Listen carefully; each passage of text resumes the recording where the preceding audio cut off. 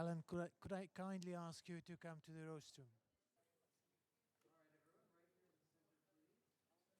As a former New Zealand Prime Minister coming to the Millennium Summit in 2000, and Mary Robinson, former President of Ireland and at the time the UN Human Rights Commissioner, convened a small meeting of women leaders.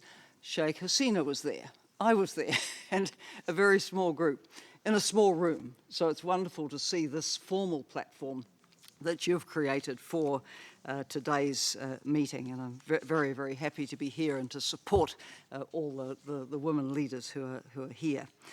And ladies and gentlemen, it's my great pleasure. Never has the opportunity to gather women world leaders been so timely and so critical. But we all know that when it comes to women in political decision-making, equality is still far off. Women represent only 1 in 4 members of parliament worldwide, and just 34% of those elected to local governments.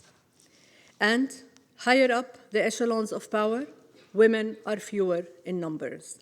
They are less than 10% of heads of state and government, and more than 100 countries have never had a woman executive. This is why we see so few women in power at this venue, the high-level week of the United Nations General Assembly. In 2020, only 4% of speakers during the General Assembly were women, which Fortune magazine dubbed as the ultimate mantle. For me, it was about 2 avenues.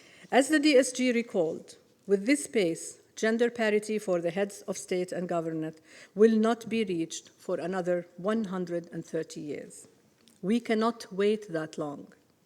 If we are to achieve the Sustainable Development Goals, we must redouble our efforts for gender equality. We must increase women's leadership, and we must continue to push for spaces that amplify the voices of women. We know that gender-equal societies are more peaceful and more prosperous.